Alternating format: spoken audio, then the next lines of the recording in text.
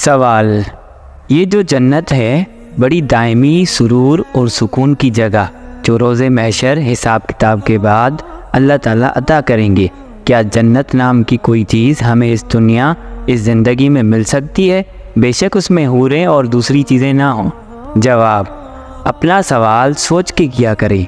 ये जो सवाल है, इस सवाल में गलती ये है कि जन्नत नाम की चीज़, जन्नत नाम का मकाम, तो नाम का लफ्ज़ भी निकाल दो। मानने वाले ऐसा नहीं कहते। जन्नत और जन्नत नाम की चीज़ में फ़र्क है। ज़बान के हिसाब से क्या फ़र्क है? एक है जन्नत और एक है जन्नत नाम की शे। जन्नत नाम की शे में बोलने वाला अपने आप को थोड़ा सा लाताल्लुक़ महसूस करता है। मसलन बाप नाम का आदमी और बाप में फ़र्क है। बाप नाम का आदमी आया हुआ है और अब्बा आया हुआ है, में फ़र्क समझो। पूछा, आप क्यों परेशान हैं? कहता है, औलाद नाम की किसी शे ने परेशान किया हुआ है। औलाद में और औलाद नाम की चीज़ में क्या फ़र्क है, ये मद्देनज़र रखो। अब सवाल क्या बना? जन्नत का एक मकाम है जो अल्लाह ताला अता फ़रमाएगा। फिर आपने जन्नत की वजाहत कर दी कि ये दायमी सुरूर का मकाम है। आपने कैसे वजाहत कर ली? सवाल, हमने किताबों में पढ़ा है। जवाब, ठीक है, किताबों में जो मकाम पढ़ा है उसमें दायमी सुरूर है या मकाम हूर है। अब उसमें से आप तखलीस कर रहे हैं कि इसमें हूर बेशक ना हो। आप कौन है तरमीम करने वाले?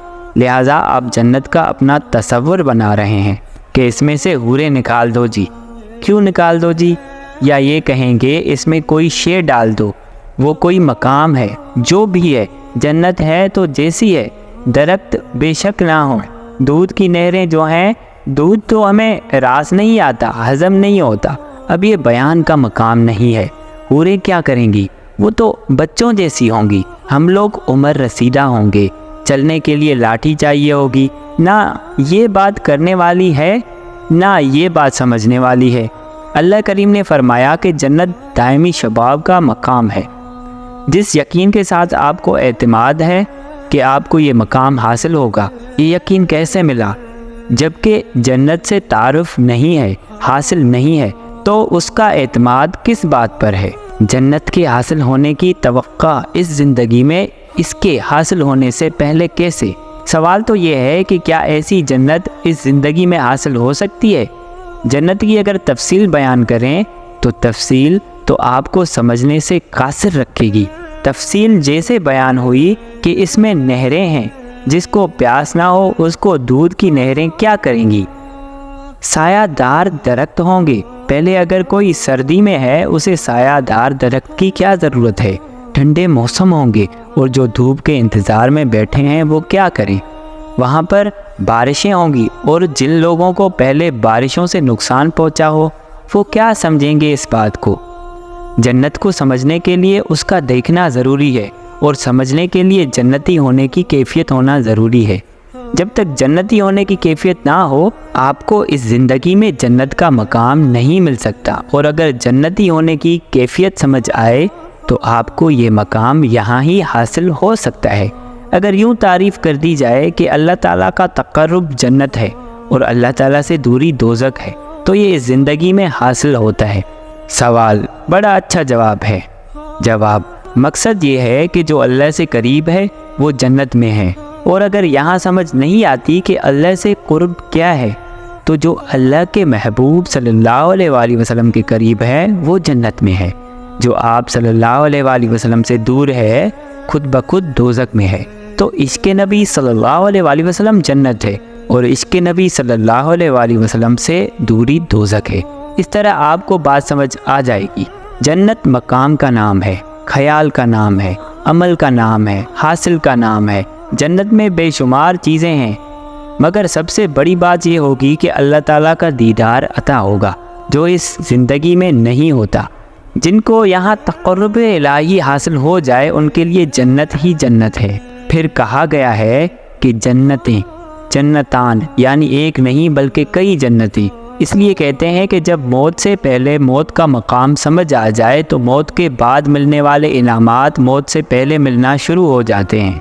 जब तक मरने से पहले ना मरो तो मरने के बाद का मकाम आपको पहले कैसे हासिल हो?